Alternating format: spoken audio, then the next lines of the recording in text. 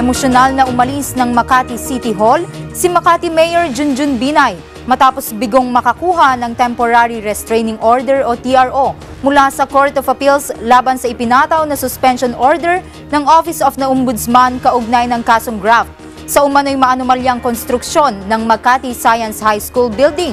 Sa kanyang talumpati sa harap ng mga supporters sa Makati City Hall, binigyang diin ni Mayor Junjun na pansamantala lamang ang kanyang paglisan sa City Hall habang hinihintay pa ang magiging ruling ng CA sa kanyang apela.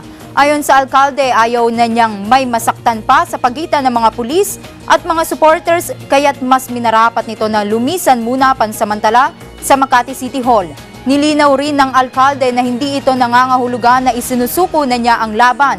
Sa halip ay isinisigaw na tuloy ang laban. Matapos ang talumpati ng alkalde ay niyakap nito ang ama na si Vice President Jejomar Binay at halatang emosyonal bago sumakay ng sasakyan para umalis ng City Hall.